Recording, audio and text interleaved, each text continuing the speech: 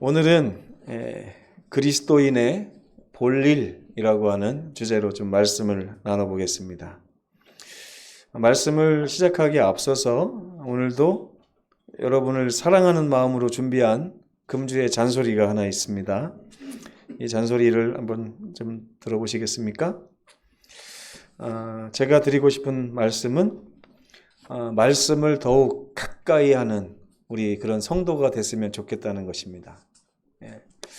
어떻게 우리가 말씀을 가까이 할까요? 항상 설교하면서 말씀을 가까이 합시다 그러면 다 아멘은 해요.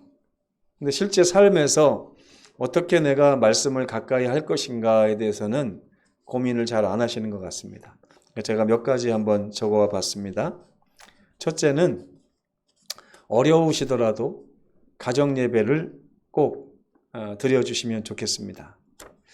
하다 보면요, 저희 가정도 빼먹고 가는 날이 있어요. 아이들이 막 늦게 일어난다거나 하면 막 기도만 하고 얼른 학교 가자 이렇게 하는데, 이 가정 예배는 하나님께 드리는 아주 매일의 굉장히 중요한 제사입니다. 이스라엘 백성들도 상번제라고 하는 게 있었어요. 매일 아침마다 하나님께 그 하루를 의탁하는 귀한 시간이거든요. 우리 성도들이 말씀을 가까이 하고 말씀이 흥왕한 삶을 살기 위해서는 반드시 아침에 드려지는 시간이 필요하다는 사실을 명심하셨으면 좋겠고요. 두 번째는 우리 최 장로님께서 날마다 교과를 열심히 준비해 주시는데 시간이 부족하시잖아요. 그렇죠? 근데 우리 재림교인들은 다른 공부는 안 해도 이 교과 공부는 빼놓지 않고 하셔야 됩니다. 제가 그래서 날마다 여러분들이 교과 공부를 할 수 있도록 방송을 통해서 좀 도와드려야 되지 않겠나, 이 생각을 요즘에 좀 하고 있습니다. 그래서 매일 교과 공부를 공부 그냥 한다고 생각하지 마시고 한번 읽어보시면 좋겠습니다. 한번 읽어보시면 도움이 되고요. 세 번째는 이 영상 말씀으로 제가 날마다 이렇게 올려드리는데, 이걸 뭐 설교를 얼마나 잘하길래 3번씩이나 들으라고 하지 이렇게 하지 마시고 3번씩 일주일에 꼭 들어주시기 바랍니다. 이 3번을 들으면 왜 3번 들으라고 하는지를 아시게 될 겁니다. 이게 설교 잘해서 그런 게 아니에요. 여러분들이 말씀을 3번 접한다는 것은 안식일까지 치면 4번을 접하는 거잖아요. 삶에 큰 변화가 찾아오기 시작하고 우리 인생에서 말씀이 차지하는 비중이 커집니다. 그래서 꼭 말씀을 3번 들어주시고요. 그 다음에 이 들은 말씀의 은혜를 3명에게 정하셔가지고 꼭 공유해 주시기 바랍니다. 이거 뭐 이번 주만 해달라는 거 아니에요. 예수님 오시는 그날까지 우리 성도들의 삶에서 이것이 계속 일어났으면 좋겠어요. 이제 시대가 과거로 돌아가지 않기 때문에 유튜브가 사라질 일은 없을 것입니다. 그래서 예수님 오실 때까지는 날마다 이 방송을 보고 말씀 듣고 또 공유하고 하면 이런 전도를 통하여 하나님의 사업에 아주 가볍고 쉽게 동참할 수가 있는 것입니다. 그렇게 좀 함께 해주시면 좋겠습니다. 아멘 해주시겠습니까? 네, 감사합니다. 제가 목회를 하다 보니까 많은 분들이 볼일에 대해서 이야기를 많이 하더라고요. 오늘 누구 어디 갔어? 볼일이 있답니다. 볼일이 있답니다. 근데 오늘 그 그리스도인의 볼일이 무엇인지를 좀 살펴보는 시간을 갖도록 하겠습니다. 요한일서 3장 14절에 있는 말씀 함께 읽겠습니다. 시작. 우리는 형제를 사랑함으로 사망에서 옮겨 생명으로 들어간 줄을 알거니와 사랑하지 아니하는 자는 사망에 머물러 있느니라. 제가 이 말씀 처음 읽었을 때 얼마나 깜짝 놀랐는지 몰라요. 저는 십자가를 믿고 예수님을 믿고 예수님이 주신 구원을 받으면 그게 구원인 줄 알았어요. 근데 이 사도 요한이 이 말씀을 기록한 것입니다. 사람이 거듭났는지 거듭나지 않았는지, 구원을 받았는지 아직 구원받지 못했는지를 본인이 아무리 주장해도 소용이 없다고요. 우리 윤식 씨 구원 받았어요? 못 받았어요? 뭐 받았습니다. 아직 못 받았습니다. 잘 모르겠습니다. 이게 본인의 입으로 주장하는 게 중요한 것이 아니라는 거예요. 무엇이 증명한다고요, 그것을? 윤식 씨가 그 삶을 통하여 형제를 사랑하고 있는지를 보면, 사랑하고 있으면 지금 생명 가운데 거하고 있는 것이고, 사랑하지 않고 있으면 아직도 사망 가운데 머물러 있다라고 요한이 이야기를 하고 있다는 것입니다. 얼마나 이 사랑이 중요하길래, 그렇죠? 그 예전에 북한에서 사시다가 이제 월남하셔가지고 여러 신문사에 원래는 교사를 하셨는데, 교사하는 중에 아이들 데리고서 어떻게 야외 활동 갔다가 제자 몇 명이 물에 빠져서 죽고 나서 이 교사를 그만두셨는데, 그리고 나서 이제 기자가 되셨답니다. 기자를 왜 했냐 했더니 교사는 학생들에게만 교사지만 기자는 모든 국민들의 교사가 될 수 있기 때문에 기자를 했다, 이런 말을 남기셨어요. 근데 이분이 1921년생이신데 우리 목사님보다 한 열 몇 살 더 많으신 것 같습니다. 근데 2008년에 작고를 하셨어요. 근데 쭉 사회부 기자로만 이렇게 사셨기 때문에 이분을 영원한 사회부장이라고 이렇게 말하는 분인데, 성함이 오소백 씨입니다. 이분이 기자 시절에 숙직을 하다가, 옛날에는 야외 변소가 있었잖아요. 그 변소에서 이렇게 볼일을 보는데, 여러분도 아마 화장실 가시면 우리 단우도 이렇게 핸드폰을 들여다보고 있습니다. 어떤 분은 잡지나 신문을 이제 변기에 앉아서 보시는 분도 계시다고 해요. 근데 이분이 화장실에 가서 딱 보니까 앞에 막 수많은 낙서들이 이렇게 써 있는 거예요. 하나하나 읽다 보니까 낙서가, 여러분 재밌습니까? 재미없습니까? 낙서가 아주 재밌어요. 저도 예전에 봤던 낙서 기억하는 게 참 많습니다. 근데 이분이 화장실에 앉아서 이렇게 변을 보다가 계속 낙서를 읽다 보니까 재밌어요. 유심히 보니까 그 중간에 좀 턱 이렇게 튀어나온 글씨가 하나 있었는데, 그게 뭐냐면 오른쪽을 보시오 이렇게 써 있었대요. 그래서 오른쪽을 딱 봤더니 거기에도 낙서가 많은 거예요. 낙서를 막 읽다 보니까 또 똑같은 글씨체가 있는 거예요. 왼쪽을 보시오. 또 재밌잖아요. 따라서 왼쪽을 봤습니다. 여기도 낙서가 많은데 낙서가 재밌어요. 거기 보다 보니까 또 위를 보시오 이렇게 써 있어요. 그래서 위를 딱 봤더니 거기에 이렇게 써 있었답니다. 굵은 매직 글씨로, 뭘 봐, 똥이나 싸지, 이렇게 써 있다는 거예요. 지금 자기가 뭐 하러 온 겁니까? 변소에, 화장실에 뭐 하러 온 거예요?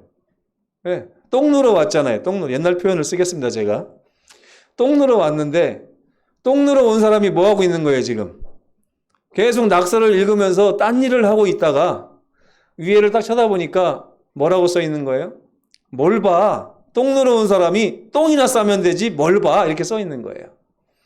그래서 이분이 그 말에 충격을 받고서, 그래 맞아, 나 똥 싸러 왔지, 그러면서 똥이나 싸자 이렇게 하면서 나왔는데, 그때 받은 이 감동이 굉장히 컸던 모양이에요. 그래서 가만히 생각해 보니까 이게 진리네, 이런 생각이 들었대요. 그래서 그 자리에 사람이 어떤 자리에 가면 그 자리에서 해야 되는 일이 있구나. 근데 그 자리에서 학생이 학교에 가면 무슨 일이 있는 거예요? 공부해야 되고, 그죠? 여러분들이 교회에 와서 앉아있으면 설교를, 말씀을 들어야 되고, 그쵸? 이 볼 일이 있다는 걸 깨달은 것입니다. 그때부터 틈틈이 그와 관련된 글을 쓰다가 이만큼 한 500페이지 모였을 때 책을 냈는데, 이 수필집을 낸 거예요. 수필집의 제목이 뭐냐면 변소 철학이라고 하는 책을 냈습니다. 자기가 변소에서 똥을 누다가 깨달은 철학이다 해가지고 썼는데 엄청 아주 감동적이고 배울 말이 많은 그런 책이라고 할 수 있겠습니다. 그렇다면 그리스도인의 볼 일은 무엇일까요? 제가 아까 주제절에도 말씀을 드렸습니다마는 요한 1서에 보면 요한은 이 그리스도인의 볼일에 대해서 아주 자세하게 쓰고 있습니다. 여러분도 오늘 뭘 봐? 똥이나 싸지 하는 성령의 음성을 좀 들으셨으면 좋겠습니다. 우리가 그리스도인이라면 다른 일보다도 무엇을 하고 살아야 되는지를 오늘 성령께서 말씀하실 때에 아멘함으로 순종하시기를 간절히 바랍니다. 요한일서 4장 11절을 한번 다 함께 읽겠습니다. 시작. 사랑하는 자들아, 하나님이 이같이 우리를 사랑하셨은즉 우리도 서로 사랑하는 것이 어떻다고요? 마땅하도다. 예. 많은 분들이 신앙을 한다고 하는데 그분들 중에 진정으로 그리스도인이 돼서 무엇을 하고 살아야 되는지를 아는 분은 많이 없는 것 같습니다. 예수님께서는 십자가에 달려 돌아가시기 전날 이런 말씀을 하셨어요. 13장 34절 요한복음입니다. 이번에는 함께 읽겠습니다. 시작. 새 계명을 너희에게 주노니 서로 사랑하라. 내가 너희를 사랑한 것 같이 너희도 서로 사랑하라. 예. 예수님께서 우리에게 명령하신 이 모든 명령을 한마디로 줄여가지고 이거다라고 말씀하신 게 뭐라고요? 서로 사랑하라는 거예요. 서로 사랑하라는 거. 어떻게? 사랑을 하는데 어느 정도로 사랑하라고요? 예수께서 우리를 사랑하셔서 자기의 목숨을 주신 것처럼 우리도 서로 사랑하라고요. 여러분, 제가 한번 여쭙겠습니다. 한번 주변을 한번 돌아보세요. 이렇게 누가 있는지. 예. 다 아시는 분들이죠? 예. 오늘 우리 장준영 형제님이 오셨는데 저기도 한번 보십시오. 이렇게. 예. 예. 얼마나 좋습니까? 이렇게. 근데 여러분, 지금 여러분이 바라보신 분들 사랑하십니까? 사랑하세요? 예. 여러분 아마 세상적 가치로서 지금 사랑한다고 대답하셨을 거예요. 그러다가 나중에 좀 어려운 일이 있어가지고 여러분들이 사랑이 딱 멈추게 되면 누가 물어볼 겁니다. 왜 사랑하지 않으십니까? 그러면 이 정도 사랑했으면 됐죠. 이렇게 말할 거예요. 그렇죠? 예. 근데 예수께서는 내가 너희를 사랑해서 나의 목숨을 다 준 것처럼 너희가 사랑해야 된다. 이런 말씀을 주셨거든요. 참 얼마나 이것이 제 마음에 부담으로 다가왔는지 몰라요. 제가 그래서 가끔 이제 생각을 해봤어요. 나는 목사인데 목사로서 내가 목숨을 줄 만한 사람이 이 세상에 몇 명이나 있을까 한번 세봤어요. 그랬더니 한 10년 전만 해도 김은영을 위하여 목숨을 줄 수 있을까? 고민을 해봤어요. 했더니 이런 대답이 나왔습니다. 마음속에서. 하는 거 봐서. 하는 거 봐서. 그래도 얼마나 좋아요. 못 준다고 안 했잖아요. 그죠? 못 준다고 안 했어요. 하는 거 봐서 줄 수도 있고 안 줄 수도 있다.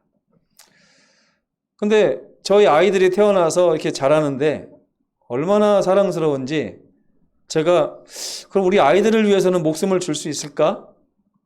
1초도 고민이 안 되더라고요. 네. 그 당시에 제가 벌써 이빨도 빠지고 허리도 아프고 막 여기저기 고장나고 머리카락도 막 빠지고 그래가지고 이미 중고도 많이 중고가 돼 있었을 때입니다.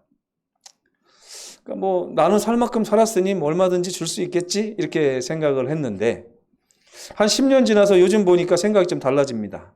네. 요즘에 이렇게 말도 안 듣고 아이들이 이렇게 똑바로 살아가지를 않는 걸 보면서 왠지 좀 마음이 좀 변합니다. 제가 그래요. 근데 오늘 설교를 준비하다 보니까 그 마음이 다시 새록새록 올라오는 걸 느꼈습니다. 예, 왜냐하면 여러분 이유가 있어요. 그냥 벌써 아멘 하시면 안 됩니다. 누가복음 15장에 보면 세 가지 비유가 나오거든요. 예수께서 이제 세리와 죄인들을 만나서 막 식사하시고 하는 장면을 보면서 그 당시 바리새인들과 서기관들이 막 비난을 했습니다. 죄인의 집에 유하러 갔다. 뭐 이렇게 19장에도 나오잖아요. 근데 이 예수님을 비난하는 이 바리새인과 서기관들에게 교훈을 주시기 위해서 비유를 한 개도 아니고 3개씩이나 말씀을 하셨어요. 그 비유가 뭐냐면 첫 번째는 잃은 양에 대한 비유였고, 두 번째는 잃은 은전 드라크마에 대한 비유였고, 세 번째는 잃은 아들 탕자에 관한 비유였습니다. 여기 왼쪽 사진을 보시면 첫 번째 비유 잃은 양, 그죠? 두 번째 요게 드라크마입니다. 드라크마. 그 당시 쓰였던 드라크마. 세 번째는 우리 아들입니다. 얼굴을 잘 보세요. 제가 저 당시에 우리 아들을 얼마나 사랑했는지 몰라요. 저희 집사람이 알 겁니다. 아마 질투를 느낄 정도로 우리 아들을 사랑했어요. 저 사진을 보시면 아빠가 우우하니까 저도 우우하고 있잖아요. 그래서 제가 사랑한 거예요. 요즘에 제가 우우하면 뭐 할까요? 저 아이들이. 아빠 뭐해? 그러죠, 그냥. 근데 제가 이 말씀을 보면서 저 당시에 내가 아들을 저렇게 사랑했었는데 왜 요즘에 마음이 식었을까 이 생각을 하면서 조건적인 사랑을 베풀었구나 내가 이 생각이 들었어요. 근데 하나님께서 이 누가복음 15장에 있는 말씀을 통해서 이 아들이 어떻든지 간에 그 아버지가 변함없는 사랑을 주시는 장면을 저에게 보여주신 것입니다. 제가 반성을 하고 하나님 저도 하나님의 사랑으로 우리 아이들을 다시 한번 사랑하겠습니다라는 그런 고백을 안 할 수가 없었습니다. 근데 여기 보면요. 이 잃은 양, 잃은 은전, 잃은 아들이 다 특징이 있어요. 양은 왜 길을 잃어버렸냐면 무지해서, 연약해서 길을 잃어버렸어요. 잃은 드라크마는요. 주인이 부주의해서 잊어버렸습니다. 주인이. 은전은요. 자기가 잃어버린 바 된 것조차도 모르는 그런 상태입니다. 그렇죠? 잃어버린 아들은 물론 스스로 집을 나갔어요.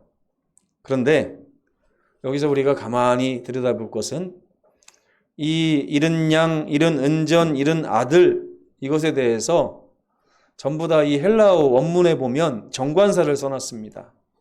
헬라어의 정관사는 영어에는 그냥 the 더 하나밖에 없잖아요. 근데 물론 어도 있지만 헬라어는 소유격이냐 목적격이냐 아니면 뭐 명령어냐 이런 거에 따라서 정관사가 다릅니다. 남자냐 여자냐에 따라서 다른데 뭐 호라고 하기도 하고 해라고 하기도 하고 뭐 토우, 테, 티스, 토이스 막 이런 말들이 있어요. 근데 여기 보면 헬라어에는 잃은 양에도 정관사가 붙어 있고 잃은 은전에도 정관사가 붙어 있고 잃은 아들에도 정관사가 붙어 있어요. 이 말이 무슨 말이냐면 양이 다 똑같은 양이 아니라는 거예요. 은전이 다 똑같은 은전이 아니라는 것이고 아들이 다 똑같은 아들이 아니라는 뜻입니다. 여러분 제가 이해 안 되는 것은 은전이었어요. 동전 몇 개 잊어버린 거는 다시 그냥 다른 동전으로 대체할 수 있지 않을까? 근데 이게 주석을 살펴보니까 무슨 동전이냐면 결혼 지참금이에요. 다른 걸로 바꿀 수 있는 것입니까? 못 바꾸는 것입니까? 바꿀 수 없는 거예요. 내 사랑의 증표인 것입니다. 그래서 그걸 잃어버리면 안 되는 거예요.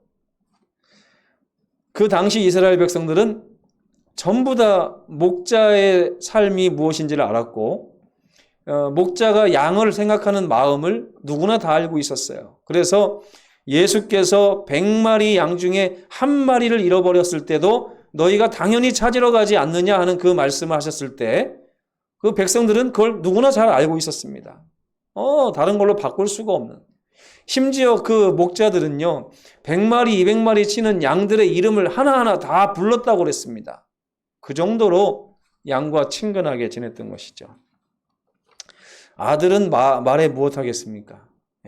윤식 씨가 아무리 잘생기고 노래를 잘해도 우리 김단호하고 바꾸라고 하면 제가 안 바꿉니다.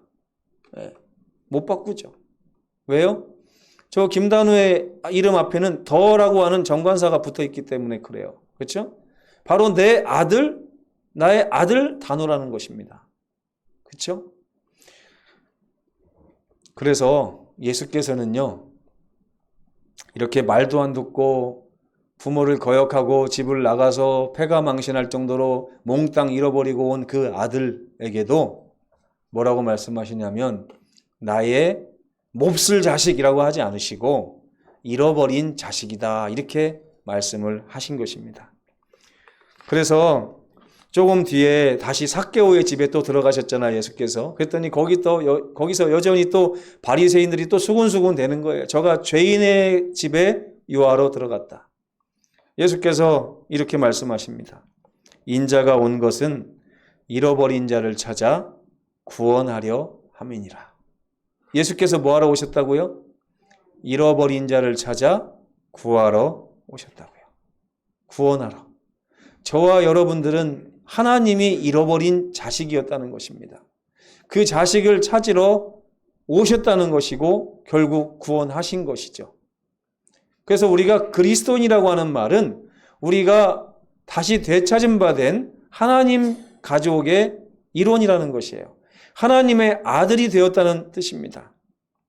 그런데 여러분, 이 비유가 누구를 위한 비유였습니까? 그 당시에 바리새인과 이 서기관들을 위한 비유였기도 했지만 예수님께서 마지막 탕자의 비유에 보면 정말 이 비유가 누구를 위한 비유였는지를 말씀하시는데 그 비유는 바로 탕자의 형이었어요. 이 비유를 정작 들어야 될 사람은 누구였다고요? 탕자의 형이었다고요. 그리고 오늘날 이 비유를 들어야 될 사람들은 복음의 본질을 상실하고 있는 우리 교회인 것입니다. 바로 우리들인 것이에요. 우리는 지금 탕자의 형과 같은 삶을 살고 있지 않은지 한번 생각을 해보시면 좋겠어요. 제가 한번 말씀을 드려볼게요. 어느 날 우리 다나가 조금 다쳤습니다. 감기가 걸리고 다치고 막 그랬을 때 엄마 아빠의 마음은 어때요? 괜히 안쓰럽죠? 괜히 안쓰럽고 야, 저거 엄청 아플 텐데 막 이런 생각으로 마음이 괴로워지죠. 제 마음속에는 이 다나 오빠가 누굽니까? 단우잖아요. 단우가 저희랑 똑같은 마음으로 이렇게 다나를 걱정해 줬으면 좋겠다, 이런 생각을 하고 있었는데 애들 남매는 안 그런 것 같아요. 예전에 나중에는 가끔 그런 모습이 보이는데 그 당시에 다나가 아픈데도 불구하고 단우가 전혀 마음 아파하지 않는 모습을 제가 몇 번 봤습니다. 그래서 제가 그랬어요. 야, 너는 동생이 아픈데 이렇게 하면 되겠냐? 했더니 단우가 하는 말이 뭐예요? 다나도 그랬는데? 그래요. 나중에 거슬러 올라가 보니까 다나도 오빠가 아픈데 옆에서 막 놀리고 그런 기억이 나더라고요. 근데 여러분, 예수께서 이 비유를 우리에게 주신 이유가 뭘까요? 지금 아버지가 누구를 잃어버렸다는 거예요? 작은 아들을 잃어버렸어요. 그렇죠? 아버지의 마음은 아들이 돌아올 때까지 계속 어때요? 먹을 게 잘 넘어갑니까? 안 넘어갑니까? 맛있는 음식이 딱 생기면 누구 생각이 나요? 바람이 불고 막 태풍이 오면 누구 걱정이 됩니까? 아버지의 삶에는 늘 집 나간 자식을 걱정하는데 정작 누구는 거기에 마음이 없는 거예요? 그 형은 마음이 없는 거예요. 성경에 보면 아버지와 종들이 이 탕자를 부르는 말이 있습니다. 영어 성경에 보니까 뭐라고 하냐면 Your brother이라고 해요. Your brother. 당신의 동생, 이런 표현입니다. 그러니까 아버지도 형에게 뭐라 그래요? 야, 네 동생, 이렇게 얘기하고, 이 종들도 뭐라 그래요? 형에게 당신의 동생이 왔습니다, 이렇게 얘기를 하는 거죠. 그런데 이 형이란 작자가 나중에 불평불만을 하면서 아버지에게 그 동생을 뭐라고 하는지 아십니까? 이렇게 얘기해요. 당신의 아들, 이렇게 얘기해요. 이런 거예요. 단우에게 다나는 네 동생이잖아요. 그죠? 근데 단우가 저한테 뭐라고 하냐면 아빠 딸이 그랬습니다. 이렇게 말하는 거예요. 자기 동생은 아니고 아빠의 딸일 뿐이다. 이렇게 얘기를 하는 거죠. 영어로 보니까 굉장히 마음이 아프더라고. This son of yours. 당신의 이 아들, 나하고 상관이 있다 없다? 없다는 거예요. 이거 누가 한 말이에요? 성경에 보면. 가인이 한 말이잖아요. 그렇죠? 내가 내 아우를 지키는 자니까 그랬잖아요. 그렇죠? 그러면서 뭐라고 하냐면 당신의 아들은 가서 아버지의 재산을 창기와 함께 다 말아먹고 왔는데 나는 왜 염소 새끼도 주지 않습니까? 이게 무슨 말이에요? 지금 아버지의 관심이 온통 동생에게 가 있는데 이것에 대해서 불만을 품고 있는 거예요. 오로지 관심이 어디가 있는 거예요? 아버지에게로부터 뭔가를 더 받아낼 수 있는데 왜 나와 내 동생을 차별해서 아버지가 대하고 있는가? 여러분, 사랑하지 않는다는 것이 바로 이런 걸 얘기하는 것입니다. 어떻게 그리스도인이 사랑할 수 있을까요?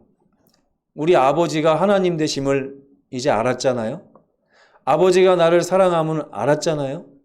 이제 우리는 아버지에게 사랑을 갚아줘야 되고 또 아버지가 사랑하시는 또 다른 사람들에게 아버지의 사랑을 전함으로 그 아버지의 또 다른 자식들을 하나님께로 데리고 와야 할 책임을 우리가 가지고 있어요. 이게 바로 그리스도인들에게 있어야 될 볼일입니다. 볼일. 근데 오늘날 너무나 많은 분들이 고립되어져서 신앙을 합니다.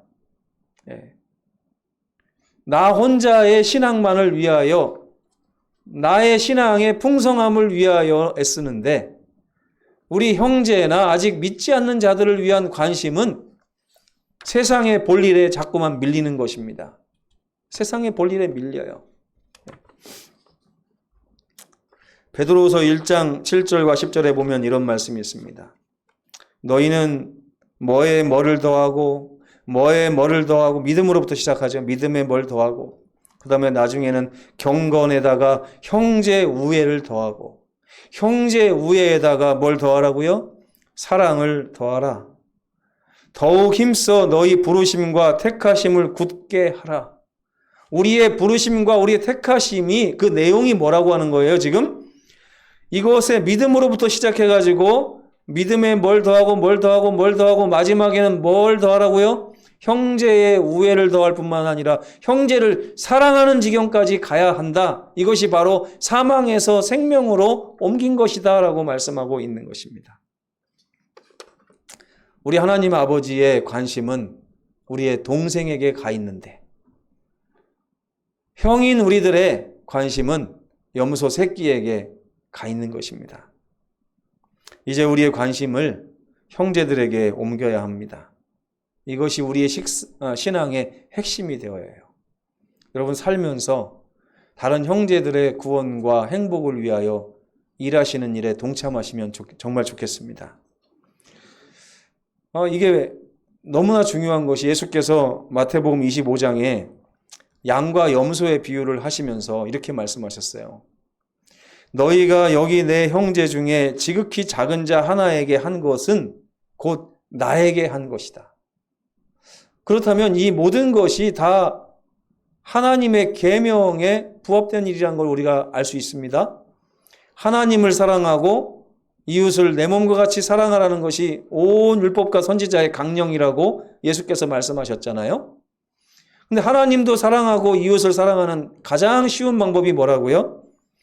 내 형제 중에 지극히 작은 자에게 한 것이 곧 나에게 한 것이라고 했으니 형제를 사랑하는 것이 모든 계명의 마침이 된다는 것을 우리가 알 수 있습니다. 여러분들에게는 어떤 볼일이 있으십니까? 예배가 마치면 어떤 볼일을 보러 가실 건가요? 한 주일 동안 우리가 살면서 형제를 돌아보는 그런 아버지가 기뻐하시는 신앙을 하시면 어떤가 한번 제안해 봅니다. 우리 성도들의 마음에 하나님의 은혜가 임하시기를 간절히 바라면서 오늘 말씀을 줄이겠습니다.